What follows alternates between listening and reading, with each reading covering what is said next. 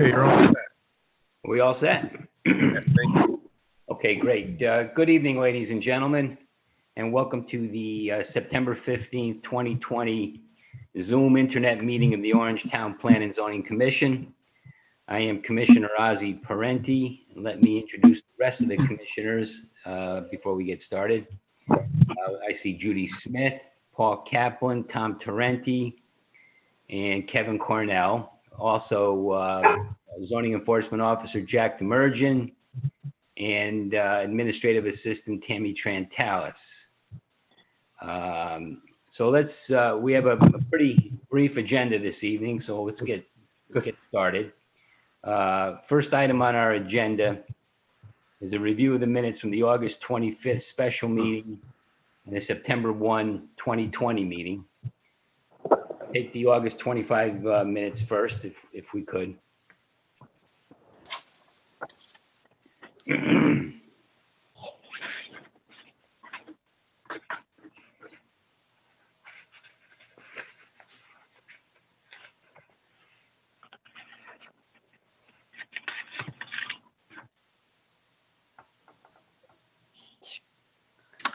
Does anybody have any comments on the August 25 minutes? I have a couple of things, but the first one doesn't start till page 6. So anybody have anything before that? No. Okay. On page 6, the first full paragraph, it begins, Brian Baker, PE, Civil 1, displayed drawings and summarized the property. He stated that there is a floodplain on the property. Wait a minute. Is that right? I mean, I don't remember, but I don't remember there being any reference to a floodplain. Can't even see where you are, Ozzie. Page 6. First full paragraph. Page 5, Oz. I think that's on page 5. Mine's number 6. Brian Baker, On my page copy, 5. page 5 as well. Paragraph begins, Brian Baker, PE. Yeah, Page 5. Page 5. First full. Oh, I'm missing my page 5. Huh. Or that page is. I think you have Anyway. superseded minutes, Oz. What? You may have superseded minutes. Maybe you have the older ones where the numbering was off a little. Oh, all right. Well, that is what I have because Okay. I didn't bother printing the new ones. But you see the paragraph I'm talking about, right? Yes, yes. Did he describe it? On the northwest side of the property. Who is there's that? steam. Kevin that's- Cornell. All right. Go ahead, Kevin. Go ahead, Kevin. On the northeast corner of the property, there are FEMA marked lines with, zone AE, and those are flood lines. So There was there is minimal on the property. Kevin is correct. I just didn't remember, and it jumped out at me. That was my recollection as well, Oz. Okay, good. Okay. And the only other comment I had was on, my page 7. It's the paragraph that begins, Commissioner Kaplan asked what the average age of the tenants would be. And then it says, and this is my question, it says, Ms. Martin replied that the occupants are driven by the community they live in. That just didn't make any sense to me. I just wonder if anybody remembers exactly or more closely what she said.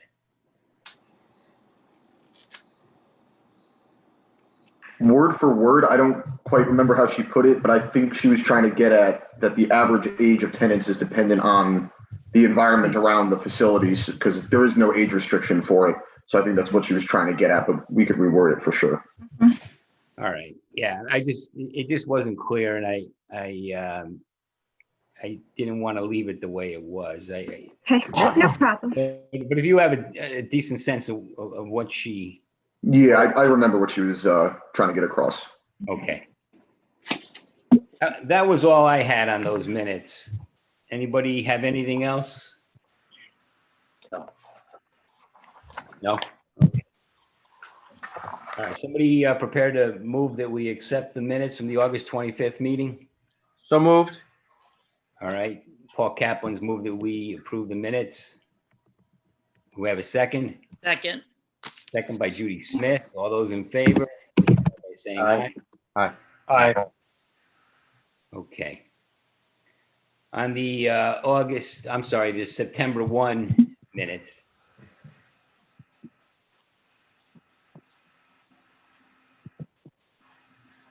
Mm-hmm.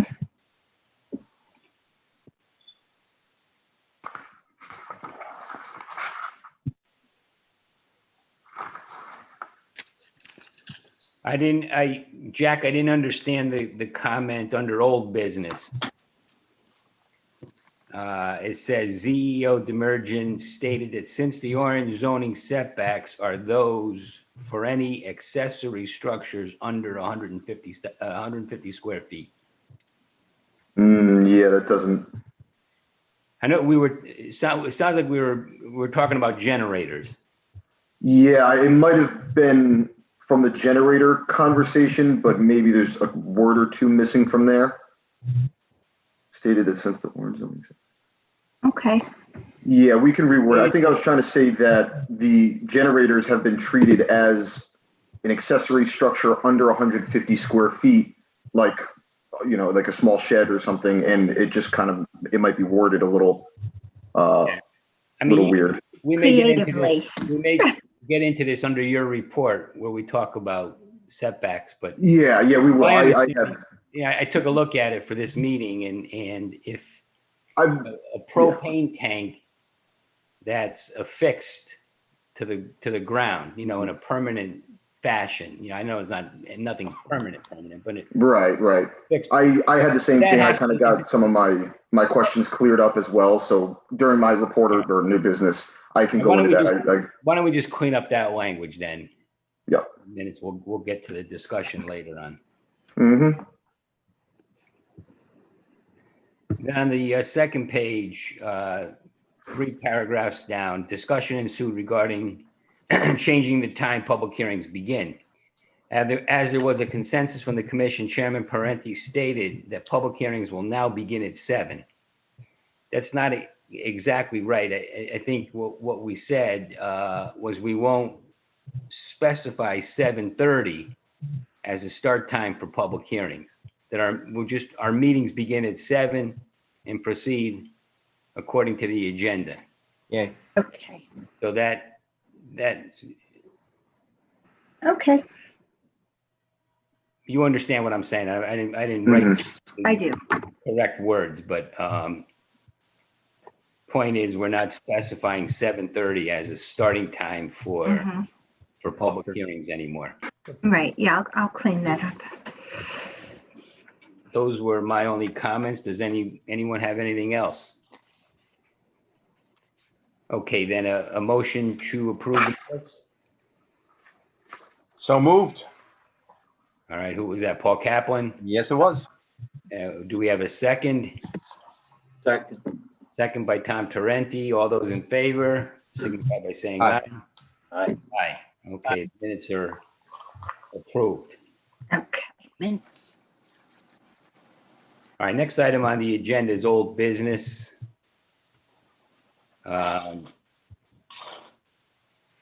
Does anyone have anything they'd like to bring up under that subject? No? Okay, then we can proceed with new business. Next item on the agenda. Anybody want to bring up anything under that heading? Okay, then we'll proceed with the report of the zoning enforcement officer, item number 4 on the agenda. Jack, what do you have? So we can start with Airbnbs at first. This is something that we kind of have tabled for a good while now. Because I remember when we started working on this language, Paul was still here, and I kind of sat with him as we worked out what we were going to include. You should all have a copy of the section that is being proposed, the language. So if anybody has any input or anything on section 5 or section 383-26, item number 5, which is proposed, The letting of rooms for daily or weekly term rentals are prohibited. The letting of rooms and or furnishing of board must be for a period of at least 30 days. And again, we had this discussion a while ago, but I believe the commission's main concern was the turnover rate of possible tenants in an Airbnb. And, essentially strangers in and out of neighborhoods in a short period of time. So we included language specifying that you cannot be letting rooms or furnishing board for a short period of time to, for the turnover rate to be so high. So if anybody has any input or anything they want to see included, I'm all ears. What, refresh my memory. I mean, tell me, how do we define Airbnbs? What is it? And what exactly are we trying to prohibit or stop? If I remember correctly, the initial discussion was people are putting up their houses in residential zones, obviously, on the Airbnb website, making them available for tenants to let rooms. And for Airbnbs, it could be 1 day, 2 days. It could really be whatever is up to the person looking to rent out the house.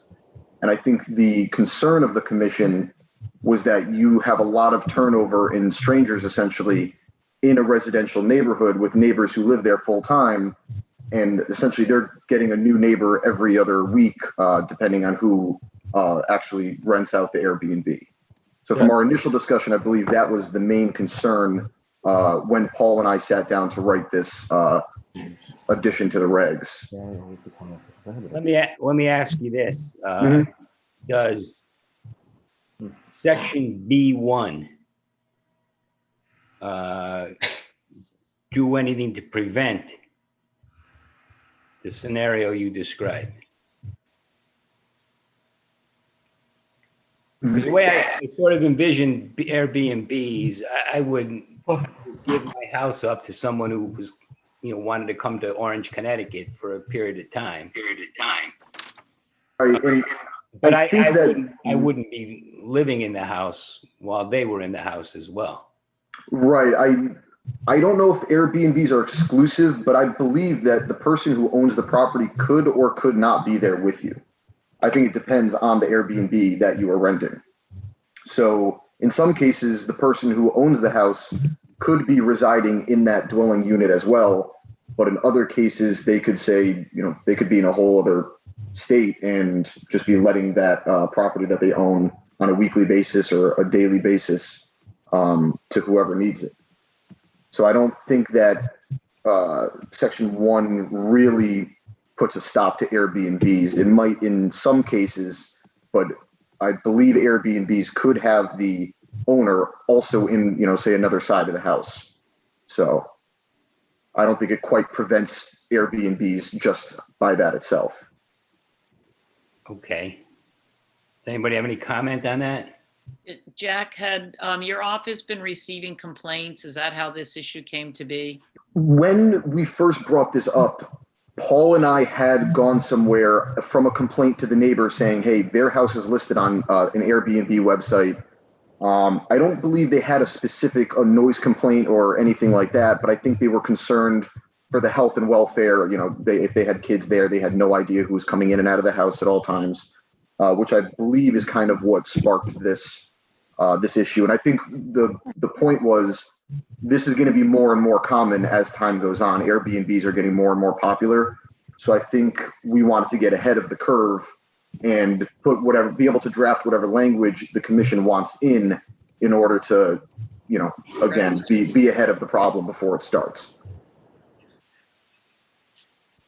Wasn't the basic idea to eliminate the transient nature of it? Exactly. It was, it was the turnover rate. They didn't want to see new people in a residential area living there for a week and then another week. And in a month, you have an unknown number of strangers living next to you and in your house. So that was kind of the initial start of it.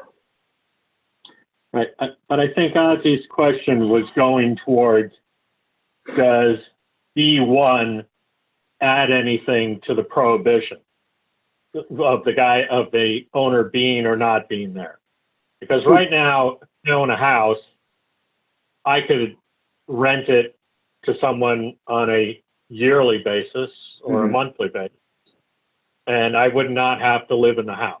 So I think what Ozzy's asking, or what I would say, is that B1 doesn't add anything to the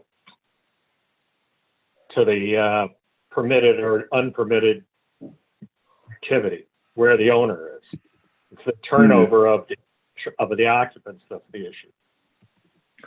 Right, and I guess I was making the assumption that an Airbnb was, as you described, Kevin, you know, I give my house, I lease my house, rent my house for 30 days or 6 months or whatever, but I completely vacate the house, you know, and then, so is it, I mean, are we out to prohibit Airbnbs? Because I think if we are, then the way to do it is to draw up a careful definition of what an Airbnb is, you know, what we perceive it to be, and then to say that is prohibited The residential zone.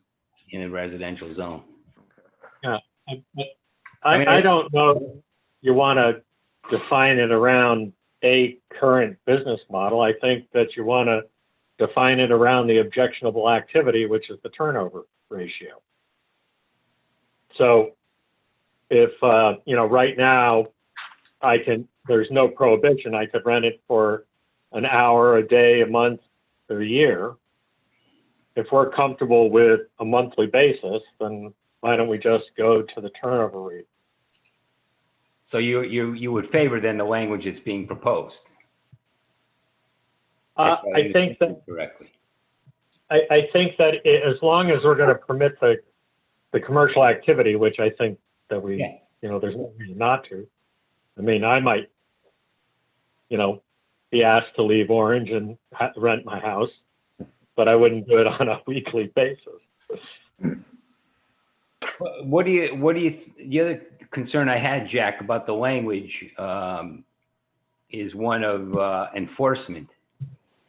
right. I mean, I could see this would be a nightmare, or could be. Yeah, I mean, they are listed online usually, so maybe I could keep an eye on that. A lot of it would. The enforcement will take care of itself to a certain extent, because it'll be the neighbors complaining of the vehicles that are going to be in and out and parking, perhaps, you know, probably to the exclusion of somebody pulling out of their the neighbor pulling out of their driveway.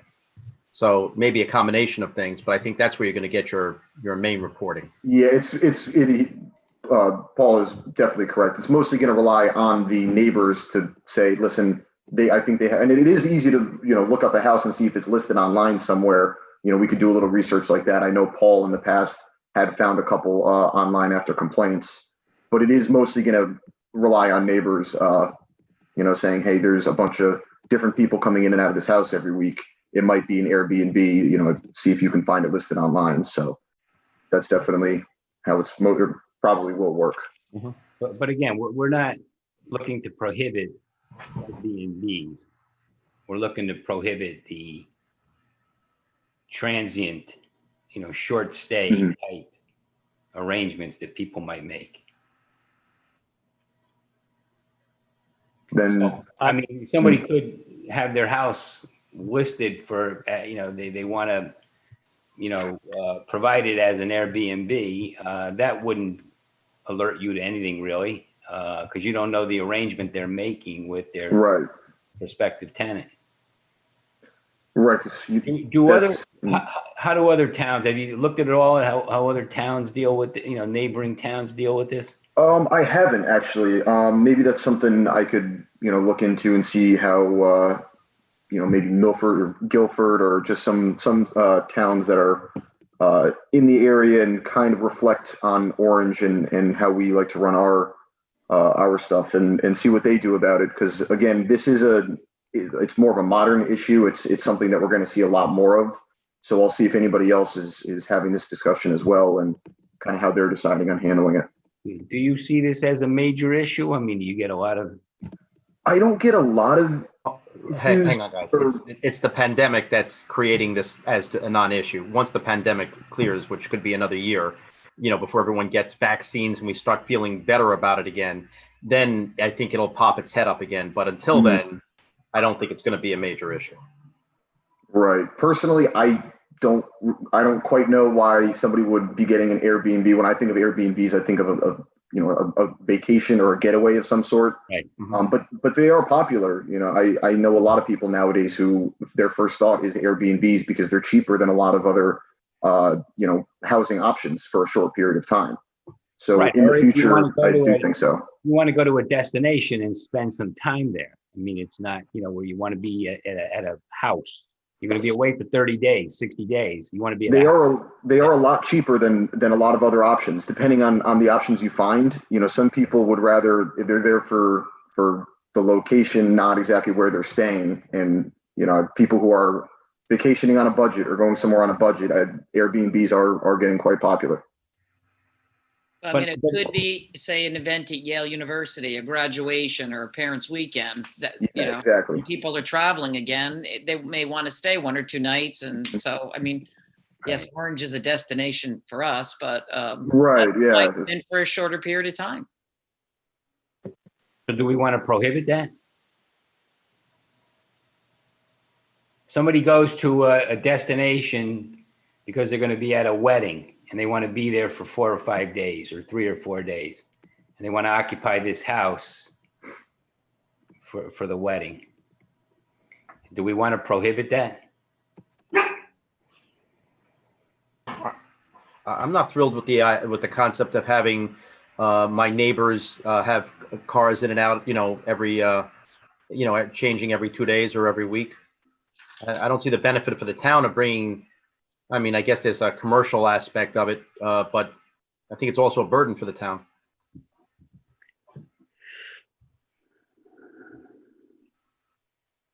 Well, you don't see any problem with it if it's, say, 30 days or more?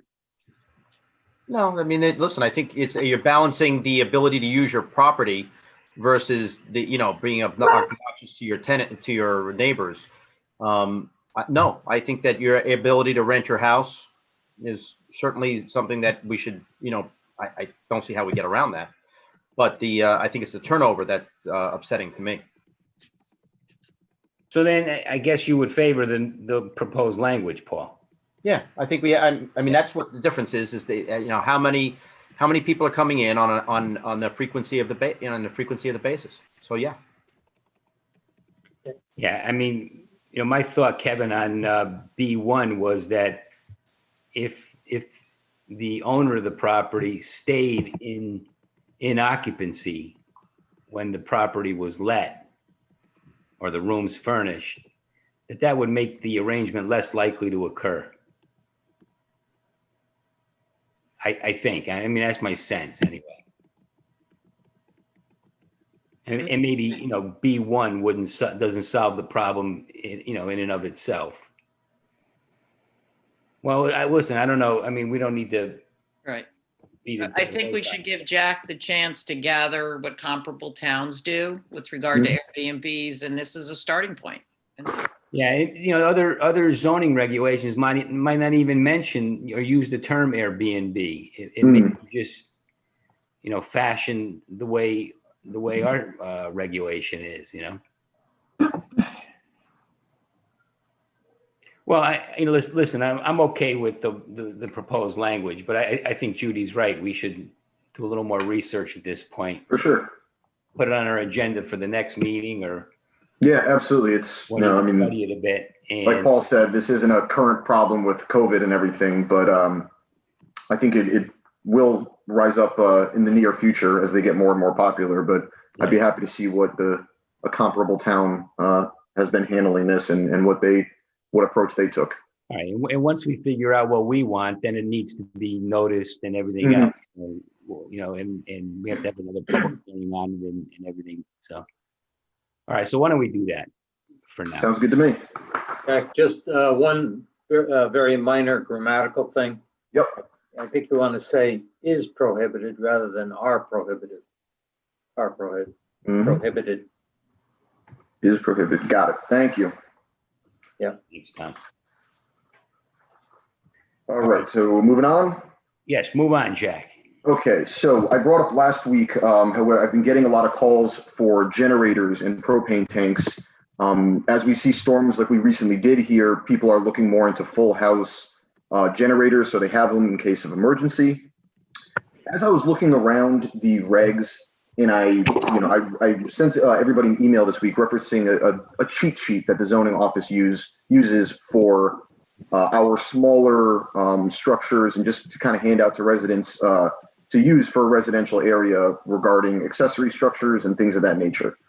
So generators and propane tanks can be classified on that cheat sheet as well, where it is saying essentially if these can be located at least 75 feet from a street line, then they can adhere to smaller lesser setbacks than if it was a garage or a new dwelling of sorts. So there is language saying accessory structures that are permanently, or including generators, you say as accessory structures that are permanently affixed to the ground.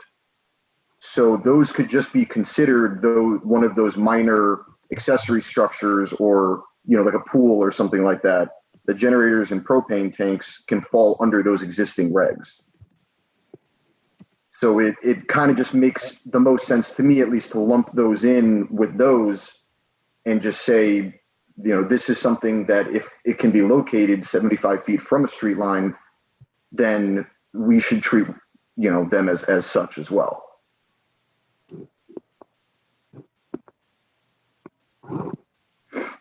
I'm not sure I understand. So in our regs, in our setback, Article 2, it's section 383-23.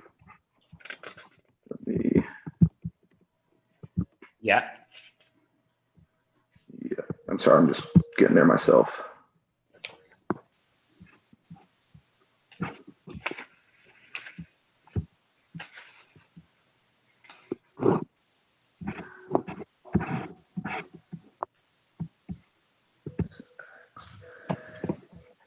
It kind of outlines in subsection I, accessory buildings in residence district. On a lot in a residence district, one unattached building or structure accessory to a dwelling and not exceeding 10 feet in height, 15 feet in length, nor more than 150 square feet in ground coverage may extend to within 10 feet of a property line, provided that it does not extend within less of 75 feet of any street line. So in my reading, what number? Section 383-20, I'm sorry, it's 23, is setbacks. Okay. And it talks a little bit about, it's essentially outlines what is on our cheat sheet that we give to residents. It talks about fences, walls. This cheat sheet is codified. It's in our It is. It's the cleaner version of what's in our regs, so people don't have to sift through everything, and it's just everything is just right there. So sounds like we don't have a problem. I mean, yeah, we don't. I'm blaming this on me. I kind of brought up something that I saw as an issue, but the more research I did in the regs and where it could fit, it made the most sense to lump in there. So like I mentioned in the email before, I might have been making a problem out of nothing, which I'm happy it's not a big issue. But it's something that we could always be treated like that. And I don't get this question a lot. It's not something that comes in every single day, but I wanted to at least have a leg to stand on and something to show people, which if we just include as, one of these accessory structures, we do. It does give me, comparable say in where they can go and how they're installed. Why, when somebody comes in and asks a question about what the regulations permit, why, I mean, are you saying that the so-called cheat sheet is identical to the regulations? It essentially, the information on the cheat sheet it doesn't just list this whole section of setbacks here, but it says, height, the height of a fence that can be right on the property line, as opposed to the height of a fence that needs to be set back 10 feet from property line. It just makes it easier for residents to kind of sift through the common questions that they have. Okay. Things like pools, fences, sheds, it all just kind of encompasses But it doesn't, it that doesn't, info. it doesn't differ It does, no, it does not differ from the regs, which is originally what I thought. Okay. I was reading that cheat sheet and I'm thinking, well, is this all backed up and where is it? So I was sifting through the regs and doing a little research, and I realized that in this section, it really does list what is on that cheat sheet. Now, again, not word for word, but the information is the same. Okay. And again, this cheat sheet has been used for almost 20 years now. I mean, it was one of the first things that that I saw and was told to, know it, forward and backwards. So. All right. Well, I thought that the whole discussion sort of began with, because we were concerned about possibly regulating generators and propane tanks. Right.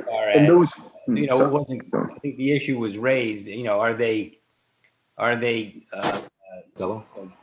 does the setback requirement apply? Right. And I looking through the regs, I figured, these can be considered an accessory. So with these regs in section 383-23, the generators and propane tanks that are affixed kind of fall under those. Right. So I could treat them just like anything else. And like you said, there's no issue. I was kind of making something out of nothing. But so just to be clear, if somebody wants to locate a propane tank on their property and affix it to the ground in some permanent sort of fashion. Yep. That has to be 25 feet. It has to be 25 feet from the adjoining property owner.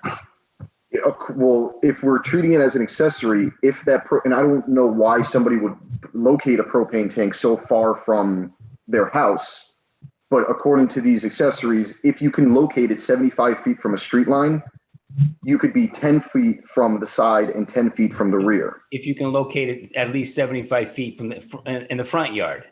Correct. Or, if somebody's a corner lot, you have two street lines. Okay. But that's codified again, right? That's in the regulations. In other words, you could. Yes, exactly. It is. I think I was kind of making something out of nothing because. Right.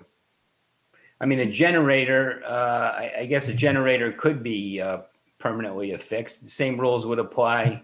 Yeah, it actually is. I got a question about it today. Somebody is putting in a full house generator, and we're planning on fixing it to not on their back patio, but right next to their back patio. And I said he had, plenty of room, but it is something that we're going to start seeing now.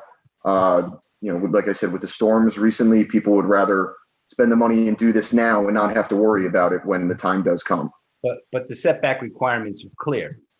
Yeah, they are. They are. And they're no different than what's on this cheat sheet.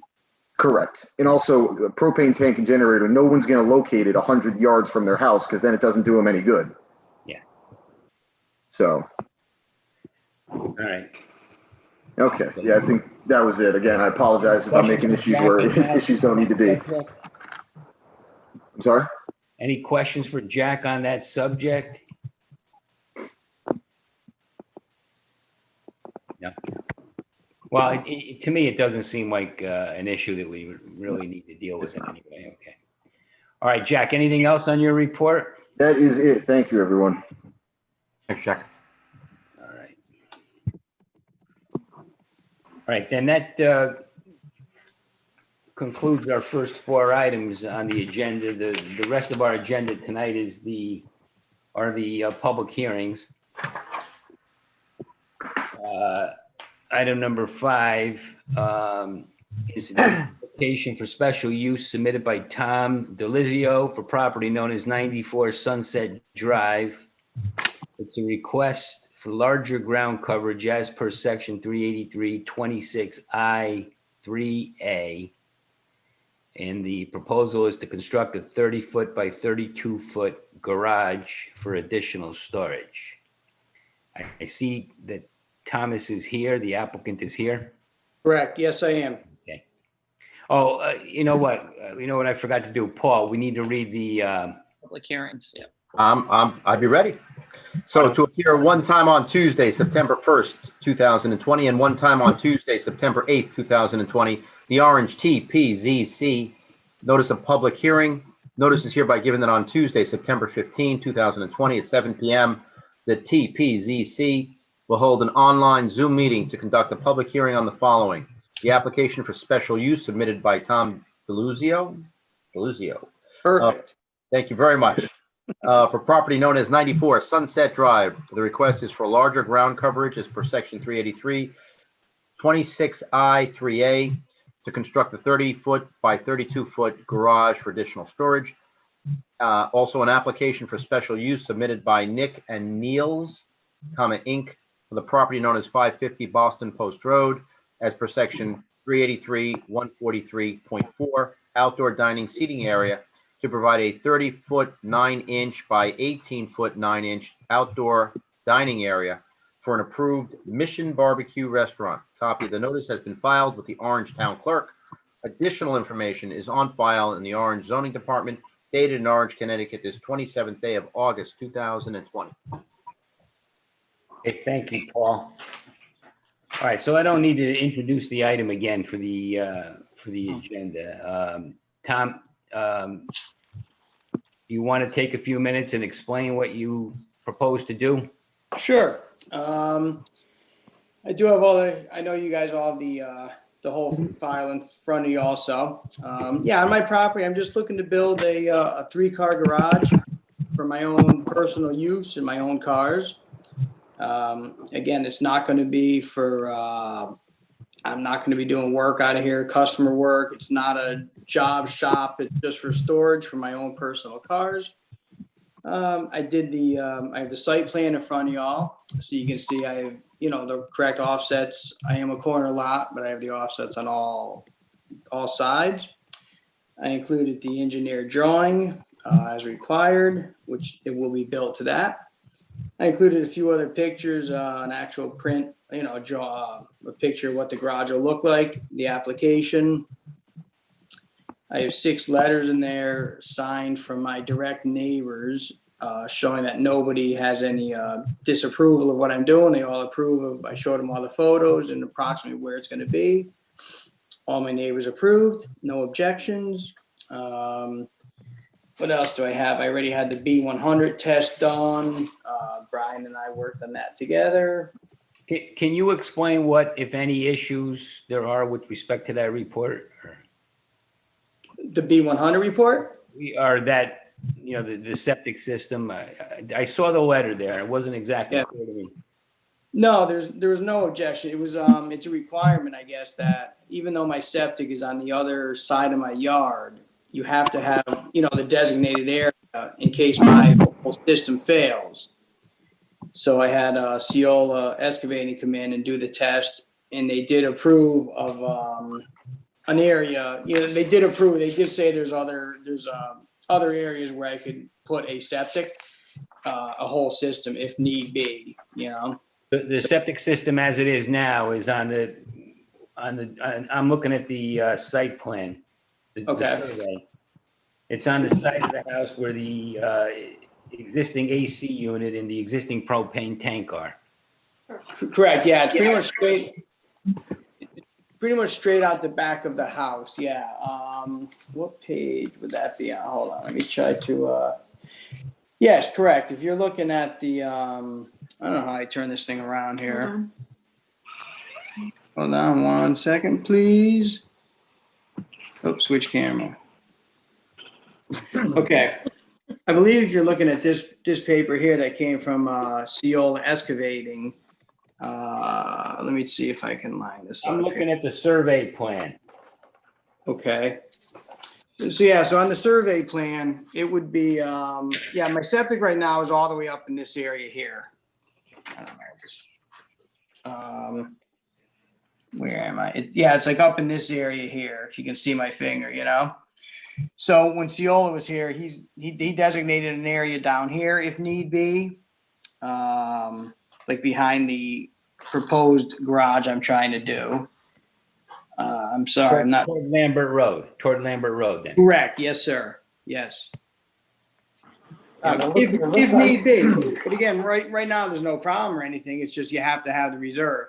And we didn't even check to the, to the left of the house or to the front yard is still an option also, if ever, if the, that ever comes up, Hey, Jack, has the town sanitarian is signed off on this? Yeah, he's signed off. What recently in the last 4 or 5 years, I think, the health department needs to have a reserve area on file. God forbid something goes wrong with the existing septic tank.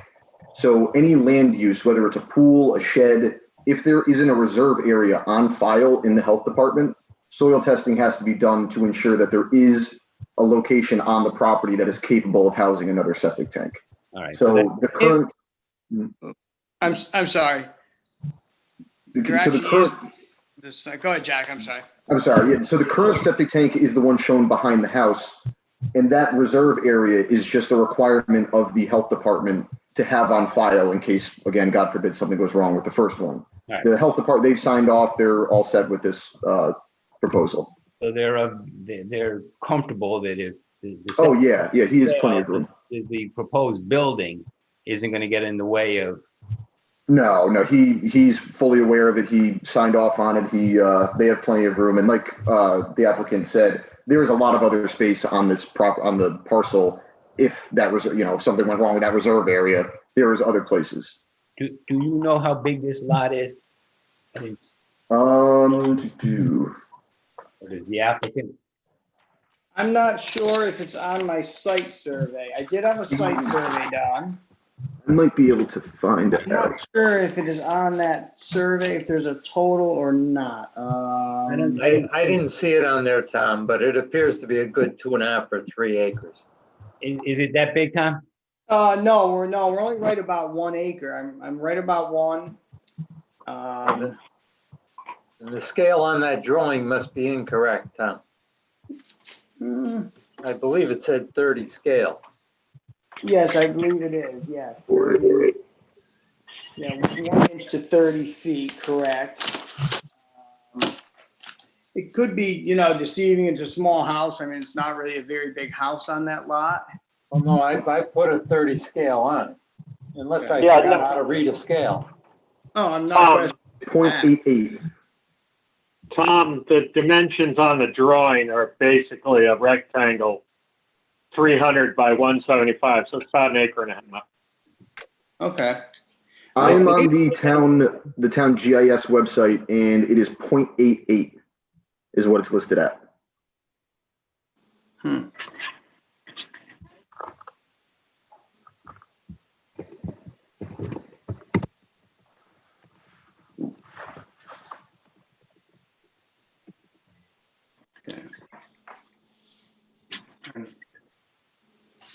If you look at those bearings, Kevin, Yeah, you look at those bearings and distances on the southeast side, that's almost 300 feet long. yeah. But one of the legs of the triangle is only 100. No, I see that, Paul, but the other side's 175. 75.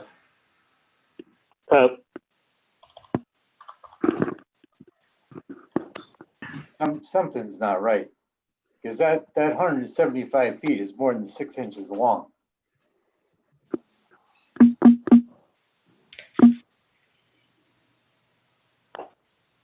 More like 9.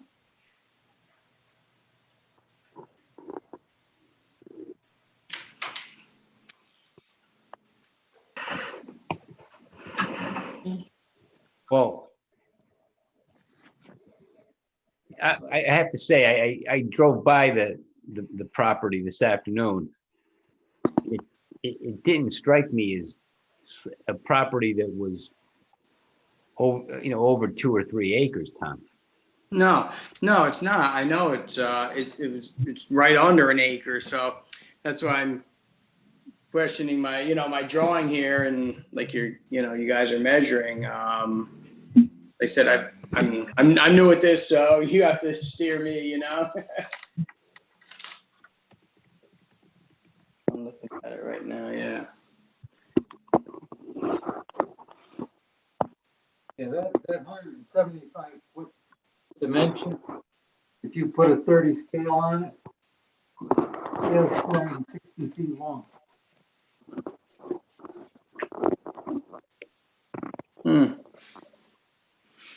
And the 278 scale is close to 400 feet long.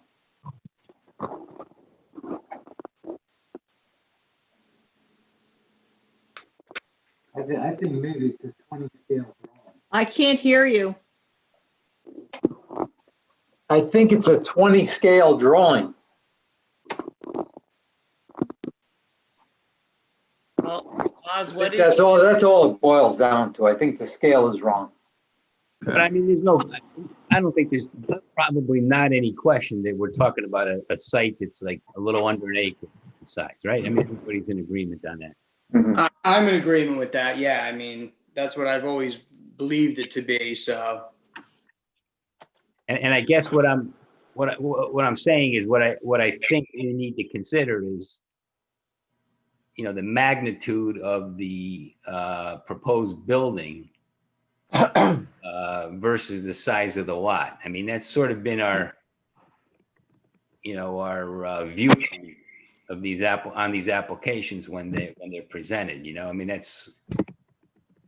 think we tend to be a little bit more cautious about what we approve when it's a smaller, you know, a bigger building on a smaller lot. If this were on a 5-acre lot, you know, the view of the project, well, we wouldn't even be talking about the question, I don't think. Right. I do know one thing, if it helps or not. If you look at my, you know, the proposed garage that I'm looking to draw, or that I'm looking to build, around there are some penciled lines with some actual dimensions on them. Those are real dimensions. Those aren't to scale, or I mean, those are right 100%, you know, dimensions, no scale on them. It's like the 142. Actually, I shouldn't. That's to the back of what I was told my line was. The 75 feet to the front on Sunset is accurate. The 135 feet right to the corner of the Lambert and Sunset is accurate. The 32 from the house is accurate, you know? So I know those are real drawings, not to scale. So I do know these setbacks are there, but. Tom, did you put a scale on those distances? I did not know. No, Tom Tarrant. Oh, I'm sorry. Yeah, I believe it's a 20 scale drawing. So it is in fact 75 feet and 135 feet from Mhm. those lines are accurate. The length of those lines are accurate. Correct. Yes, sir.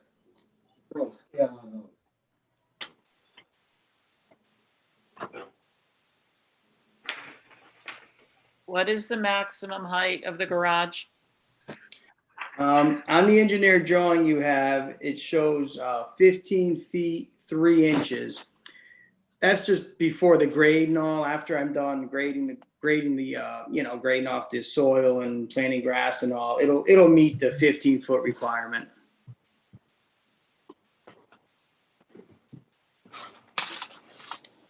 Something's not right, because when you scale those penciled in dimensions, they're 30 scale, but the rest of the drawing is 20 scale.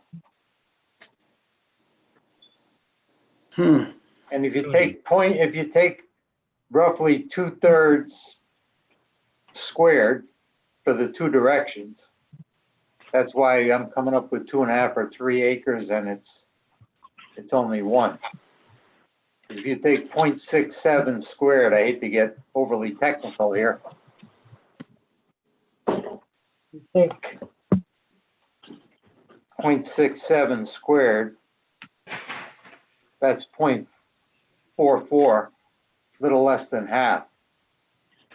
So you're saying it's an acre lot. I was coming up with 2 or 2.5. That's why.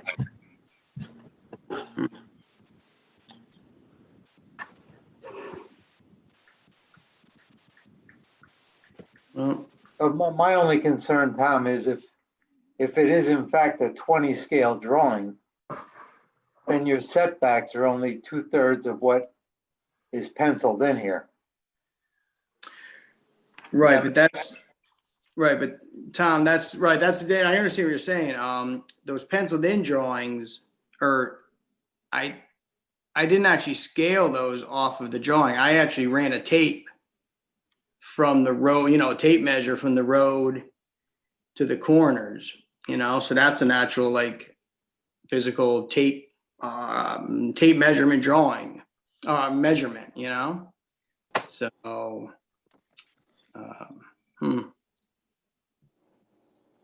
Kevin, can you articulate it better than I can?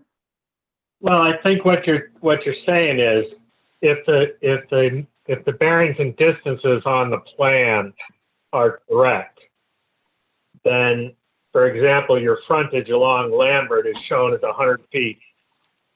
So how could it be 142 feet from the corner of the garage to the property line up next to the Welsh's, or 135 feet?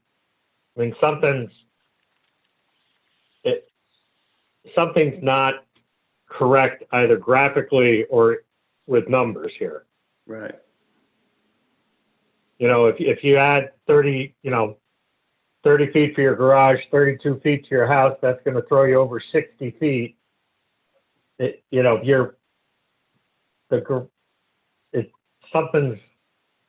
Something's not right.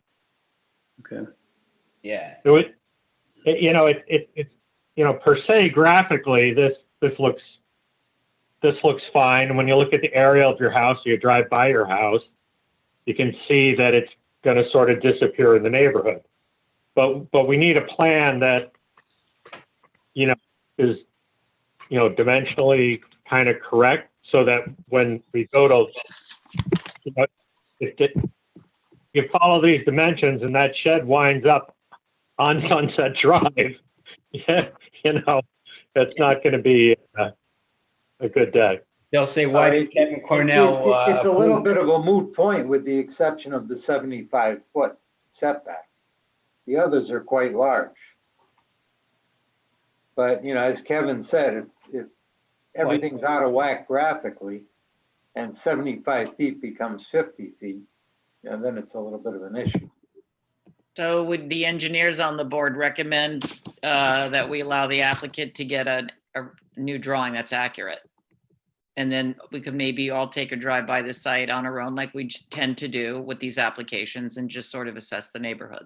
I was going to suggest exactly that as it relates to a drive-by. I think that everybody should have a look at it.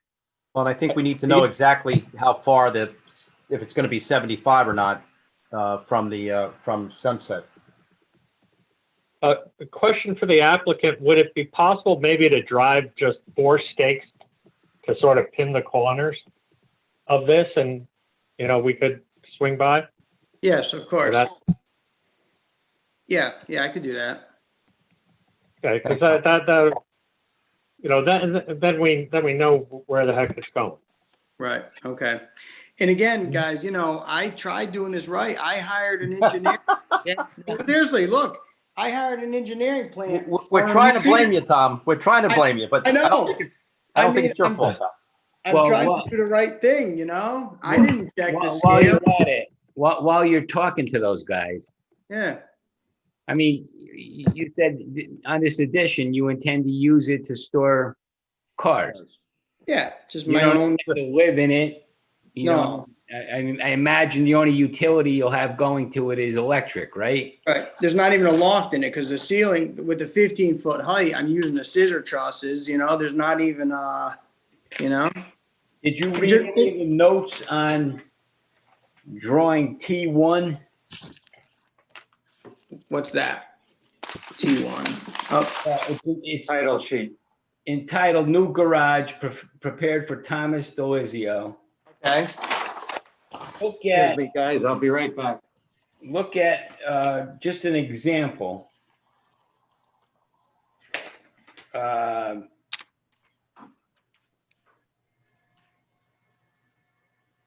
Look at the middle of the middle of the second column on that page, Okay. where it talks about stairways. Yep. Where are the stairways in this building? There aren't any. And also down below, it says what does it say? Handrails. Yep. ductwork, bathrooms on the right side, the right column, the third column over, bathrooms. No, there isn't. I guess that's all boilerplate stuff on their prints, on their drawings, because there is none. There's no stairs, Right. no water running to it. I'm just giving you, I mean, fireplace and chimney. It must just be on boilerplate on their prints, you know? Yeah. Well, It's not on any of the drawings. So. right, but it should come out of the apple. It shouldn't be a part of this. Yeah. So can I make a suggestion that Jack, if you could sit down with the applicant and mark up their drawings. There's no reason to try and pull a new set of drawings out of their people. But Yeah. it doesn't apply. Have them initial it, okay? So, and we'll stake out the corners. We'll come back and, we got room on the next agenda? Yep. Let's see why not. Well, I don't know. I don't even see why the first page of the drawings should even be part of the application. I mean, I hear what you're saying, cross out what doesn't apply, but so much of it doesn't apply that it would get somewhat confusing. I think the second and third pages are probably sufficient to give us an idea of what the applicant intends to build. Yeah, the only thing on the first page, right, are the drawings on the right side show, your overall height and, your pitch, your roof and stuff, but yeah. The other thing is, a good drawing is, a good survey showing the location of the proposed building is important because, and I understand the adjoining owners have sort of signed off on the project, but even still, in the past, when we've approved, a building of this magnitude, we sometimes, depending on the lay of the land, have asked for a buffer, plantings that would, shield the addition, the building from the adjoining property owners, from the street, from whatever, So again, I think an accurate drawing is important to that determination, and a site visit or drive-by anyway is important. Okay, and again, But I mean, you should know though. I mean, we've approved projects like this before. I mean, in fact, we seem to do it more and more often lately. But I just think that what the application needs to be right, so that it's clear what we approved, in case the as-built differs from what we approved in a negative sort of way. Right. Do you think you could get your surveyor to do a drawing Oh yeah, I mean, before our next meeting? yeah, I'm gonna go right back to him and tell him, look, what you gave me isn't accurate, So yeah, so I don't see any reason, I mean, it may in fact be that the drawing is accurate, but the scale, Just the one typo, reference, right? Well, actually, it's not more than one type. Yeah, right. Okay. But Kevin, I wouldn't necessarily, go ahead, Us.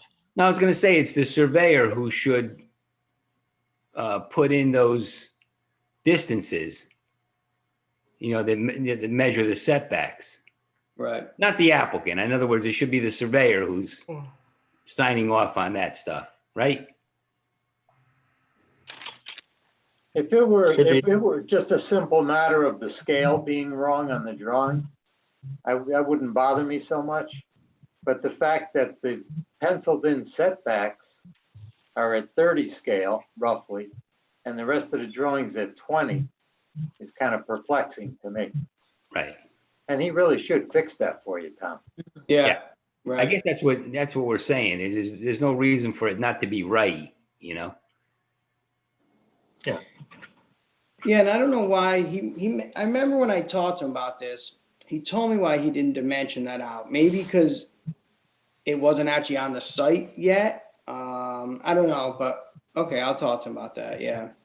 Jack, I'm sorry. No, Jack, go ahead, Oz. I'll wait. Go ahead. Jack, do we have all of the sign-offs from the municipal department heads? I mean, everybody else has signed off on the project, right? Yep. There's Everything's right here. nothing we need from anybody else. No. Okay. All right. And Jack, if you could be so kind, that we've approved over the last probably 6 months, a couple of these. And as we've discussed before, up until the last one, I think it was last month or maybe a couple of months ago, they were getting a couple of weeks continuously ago. bigger and bigger. And I wanted to find out what the sizes were of the last couple we've approved. I believe the one, I don't have the file with me, but I believe the one that was approved on Old Tavern Road For at Monk, the previous meeting for Monk, I believe it was a couple feet larger than this. I think you're right. I could be wrong. Let me see if I have any old agendas with me. 32 by 36 or 32 by 34. I think it was a smidge bigger than the one we're seeing tonight, but let me see if I have. Well, for next, you don't have to do it now. I just meant for next time, I'd like to know what it is. Yeah, I'll get a Also, running list maybe for the last 6 months or something of That would be of the great. sizes I'd like that to know we the have. heights too. For sure. And can you also, on that list, have the lot size? Yes, Good absolutely. point, Judy. Good point. Yeah. Tom, when you have your surveyor redo that drawing, Yes. why don't you have him put the setbacks on electronically himself? And also the lot size. Yeah. No problem. That stuff should be on there. Is it important that he signed the plan? I mean, there's no reason why he wouldn't, right? Or no? He did the first time anyway. He's got an embossed seal on there. Yeah. But that drawing, that first page, T1 is kind of a mess. That's got to be fixed too. And by that, you mean just all the stuff that does not apply to The this? notes don't apply. Correct? Okay. I mean, we don't want to make this, again, one of the questions, Paul, at the last one we approved, Paul was asking some questions of the applicant designed to find out, whether someone could live in the building. And it's important for us to know that that's not possible, I understand that's not your intention. But we don't want to, approve a plan that's got a drawing in it with notes on it like that, talking about bathrooms. Yeah, I mean, the applicant has stated it for the record, but I agree, Ozzy, in addition to it, the T1 needs to be accurate. Yeah. Tom, you reviewed the other drawings and you saw no problem with No, them, right? they were fine. All right, are there any other issues on this that the applicant needs to pay attention to? So that, I'd like to be able to give them a decision at the next meeting. It's only a couple of weeks away, but hopefully you'll be able to get the surveyor to do what he needs to do quickly. Right. Yeah, I know. I can have a plan probably, within a week or so. So When do you hope to start work on the project? tomorrow. Wow, so much different than everybody else. I didn't think you were going to tell me July. Construction. Well, I was trying to fight the weather and be done before winter, Well, the equipment that you have on the property, that relates to the work that Billy Ciola did? Correct, yes. Okay, so you got some stuff going on there anyway, right? I do. Okay. All right, why don't On we? my own, I took a chance on my own, and I didn't do any cement where there's nothing done yet except a little bit of excavating, Yeah. just because I just took a chance on my own and, Yeah. went ahead. We'll get it right. I think that's it. Does anybody have anything else? I just want to make sure that we're ready to finish on this next meeting. I don't see why not. Okay, all right. Okay. All right, good. Let's leave it at that, Tom. We'll make sure it's on the agenda for next meeting, and hopefully, you'll get the revised drawings to Jack, and we'll be able to do what we have to do at the next meeting. Okay. And again, you all have my information. If you think anything else, just contact me and I'll get it taken care of. All right, sounds great. Thank you. All right. Thanks for me. Tom. Thanks, guys. All right, so then we'll leave the public hearing open on this, Mhm.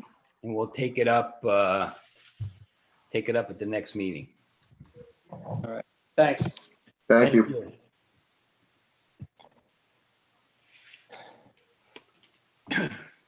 All right, next item on our agenda, last item on our agenda is the application for special use submitted by Nick and Neil's Inc. for property known as 550 Boston Post Road. As per section 383-143.4, outdoor restaurant seating area. The application is to provide a 30-foot 9-inch by 18-foot 9-inch outdoor dining area for a food Mission Barbecue restaurant. The applicant is here, Mr. Reggioni. I am here. Thank you. Also, Alan Ham, the architect and designer for Mission Barbecue, is here via Zoom. I'm going to let him start. I can tell you what we're doing, but Alan is the designed the patio, and he's going to present it, and then we'll answer any questions you have about the Okay, patio. sounds good. All right, well, good evening, everyone. My name is Alan Ham. I do all of the design and construction management for Mission Barbecue. And we've already been before you to get the Mission Barbecue exterior approved. And Nick has been at the same hearing back, I think it was in April, is when we got the site plan overall approved, the changes to the site. So now we're coming before you to request the special use application for the patio. Patios are very important for Mission Barbecue. Every location that they've built, which we're approaching 100 at this point, has an outdoor patio, with the exception of one in downtown Annapolis where there's just simply wasn't room in Annapolis, Maryland. But it is very important, and even more so in these days of COVID-19.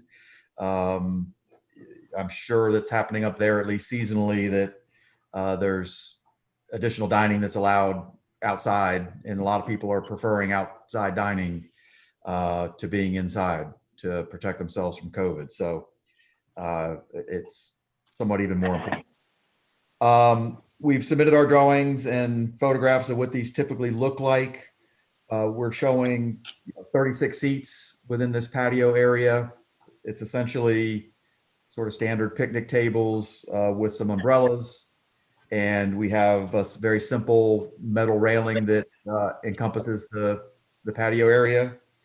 The patio is accessible from the inside, but has egress gates, which would be required by code. And we are protecting the entire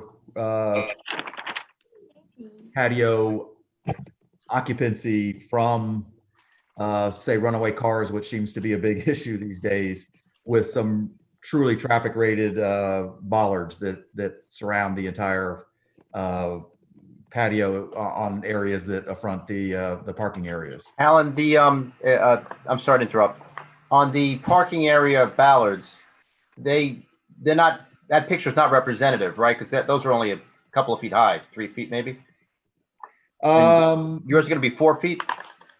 Well, the railing is 4 feet, so yeah, the bollards could certainly be 4 feet tall. Well, that's what it says on your plan, right? Right. Yeah, no, I'm looking at the picture, Oz, and that ain't 4 feet. I'm closer to 4 feet than that. No, but The, it says traffic rated. Well, so It's you're in- looking at, I think you're looking at the railing. Oh, you know what? I am looking at the railing. You're right. And actually the picture of the railing. So normally our railings are 36 inches, but I think Yes. your regulations state that it has to be 4 feet if we're serving alcohol.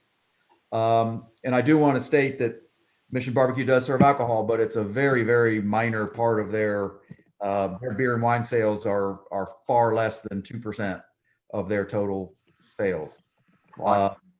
They do not do any hard liquor whatsoever. Every year there's a debate whether they're going to continue doing beer and wine sales, but the two owners are, people who love barbecue and love to have a beer with their barbecue. So I have no problem with it's hard that. to get them to agree to give it up. But Well, you see that note there, right? Yeah, the 4 foot. Yeah. Yeah. No, there's two notes, one as to the steel pipe railing and the other one as to the bollards. Yes. Okay. Because this is the old pizza place over there, right? Yeah, Bertucci's. Right. So the cars are coming in on the was it the north? Hang on. The patio will face Route 1, Paul. patio, yes. Right, the front of the patio, so that the side where the ballards are. That's Are gonna- actually facing Route 1. It just, I mean, obviously the patio area on your drawing is. It's reversed. It's rotated 90 degrees from what the overall site plan. Oh, okay. Right. So the bollards face the post road. Correct. Okay. Correct. It's a very substantial barrier. It is, and it's really also set back from the actual parking spaces and curb by 7 or 8 feet. So it's not like it's immediately up against a bumper of a car. There is a substantial sidewalk, and in fact, some ramps, because there's some grade issues out there that are between where the cars will actually park and that patio enclosure. Right. I went by a restaurant in another town last week where cars were within 3-foot proximity of the barrier, and the barrier was wood pallets on edge. It was the most dangerous looking thing you could imagine. So this is a home run in my view. Yeah, it's actually become, well, I've been an architect for a long time, and I've been out to many, many restaurants that have had cars in the dining rooms. So it's interesting. This is actually safer to sit on the patio than it probably is to, be in the dining room when it comes to, infiltration from a car. And the virus. Yeah, right. Jack, the police department is okay with police. and The fire. assistant chief met Nick out there and got their sign off this week. So everybody has given their sign off on this proposal. Okay. And, I noticed from the regulations that parking requirements for the outdoor patron seating area is 8 spaces per 1,000 square feet. So this would require, it being a 575 foot, square foot dining area, another 5 spaces, but that's not an issue here at all, right? No, and I believe Nick even has a cross parking agreement with the adjacent center. I mean, I don't recall when we approved the site plan, but I seem to remember that we had more than we could ever possibly need. We didn't do a separate calculation for this, but I'm fairly certain that that was not going to be an issue. And we honestly don't know what the adjacent tenant is going to be at this point. It could be something retail that would require far less parking than the actual restaurant would be. Right, but there are numerous parking spaces on the lot. Correct.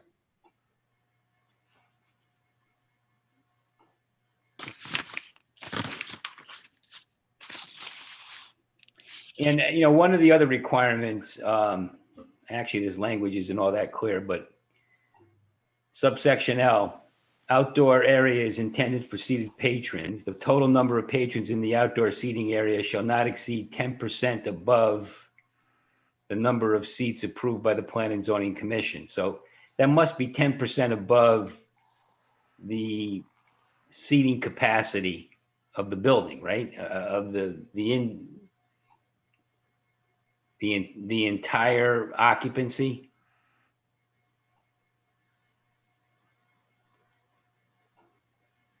I would think so, and I think all over the nation now, they're stretching that because of COVID-19.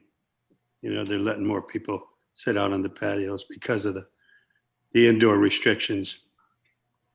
It says the total number of patrons in the outdoor seating area, which is 36, shall not exceed 10% above the number of seats approved by the plan and zoning. I just don't know what that means.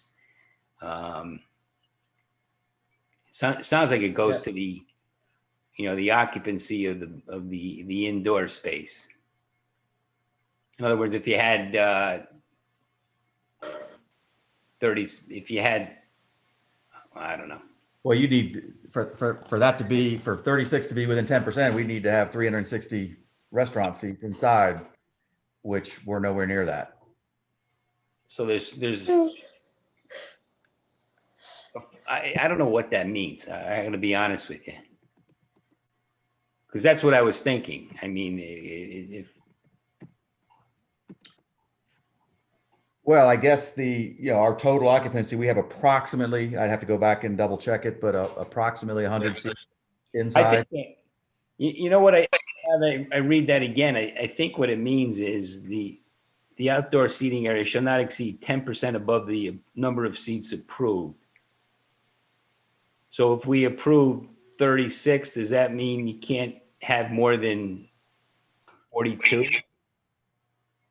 Or 10 or 40? I don't mean to interrupt you, but if you just look at the other restaurants on the Post Road, none of it sounds right, because if you go to TGI Fridays or the Mexican restaurants, they all have patios. Yeah. And they don't have 360 seats at those restaurants, and this patio's probably about the same size as those patios. I've driven by them all, and there's something missing here.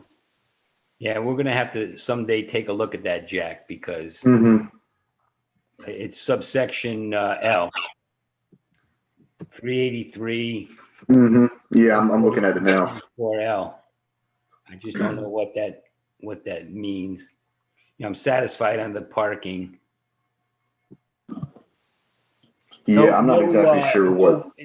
No food and no food or drink is prepared on the patio and served from the patio. Right. No, and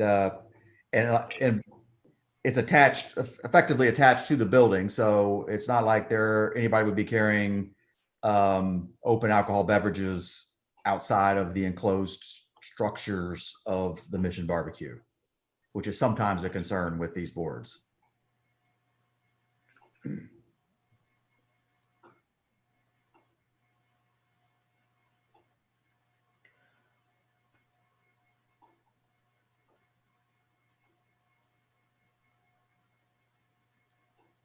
Well, I don't know if I don't know if the other commissioners have run down the requirements of 383, 143.4, but in my mind anyway, I don't see any open issues there.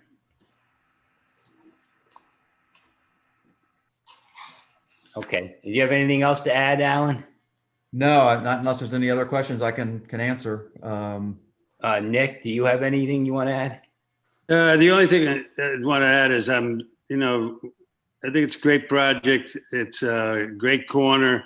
It's going to be a great change, and obviously the shopping center has just cleaned everything else up. The addition of a TJ Maxx coming, and they repainted the whole shopping center. This corner is going to be dressed up. They have a beautiful building. The architecture, Alan had sent me some pictures recently. They're in the building department's office, but I think it's a great addition to Orange, and I think it's a good project. And we've been held up a lot by COVID, and the winter's coming, and we want to get going as soon as we can to get this thing open, so we can, move right along with TJ Maxx and try to make this all happen together. You're really preparing for next season, though. For next. For the purposes of the patio, I mean, obviously it's not going to be used for next spring, but I mean, the regulations don't only allow use from April 1 through November 15th. Right.